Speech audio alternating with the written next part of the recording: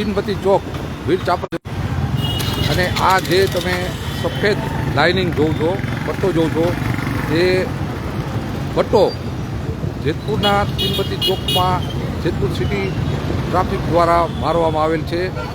તમે જોઈ શકો છો આ જે સફેદ પટ્ટો છે તેમની અંદર જ વાહનો પાર્ક કરવાના છે. જેતપુરના જે વીર ચાપરાજવાળો ચોક તીનબત્તી ચોક તરીકે આપણે જે ઓળખાય છે ત્યાં લોકો સવારથી સાંજ સુધીમાં હજારો લોકો અહીંથી પસાર થતા હોય, અહીં કામકાજ માટે આવતા હોય છે. આજુબાજુની જે કચેરીઓ છે, હોસ્પિટલ છે ત્યાં આવતા હોય છે, ત્યારે અહીં વાહનો પાર્ક કરતા હોય છે. ત્યારે ટ્રાફિકના દ્રશ્યો સામે આવે છે અને જે આ સફેદ પટ્ટો છે તેમની અંદર જ વાહનો પાર્ક કરવાના.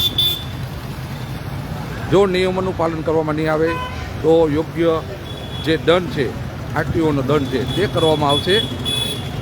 તમે આ જોઈ શકો છો જે આ સફેદ પટ્ટો છે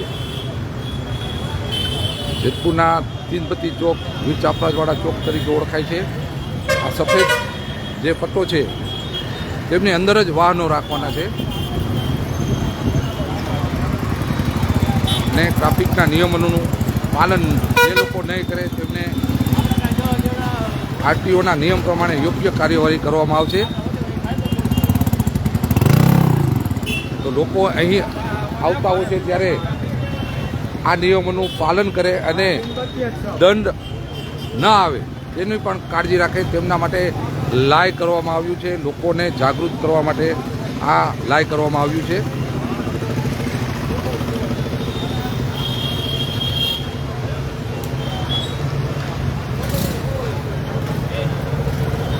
તમે જોઈ શકો છો અત્યારે આ જે દ્રશ્ય છે જેતપુરના તીનબત્તી ચોકના આ દ્રશ્ય છે.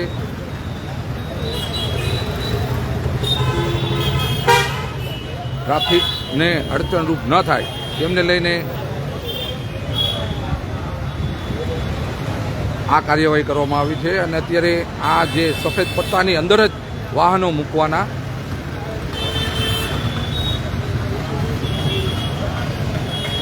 જેતપુરમાં ઘણી એવી જગ્યા છે કે આવા સફેદ પટ્ટાની ખરેખર જરૂર છે, એવી પણ લોકોની માંગ છે કે જેતપુરમાં આ તીનબત્તી ચોકમાં આ જે ટ્રાફિકને નિયમને લાગુ કરવામાં આવે છે એવું જેતપુરમાં ઘણી જગ્યા એવી છે કે ત્યાં ટ્રાફિકનું પાલન થતું નથી.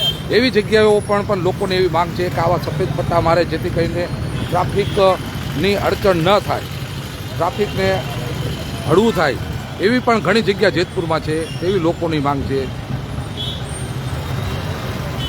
આવનારા સમયોમાં તે જગ્યાઓ ઉપર જ્યાં લોકોની માંગ છે કે ટ્રાફિક વધુ થાય છે ત્યાં પણ આવા પટ્ટા લાગશે કે કેમ તે આવનારા સમયોમાં જ જોવાનું રહેશે. હું ગિરીશ હાજરા, જેતપુર લાઈવ ન્યૂઝ. જય ભારત.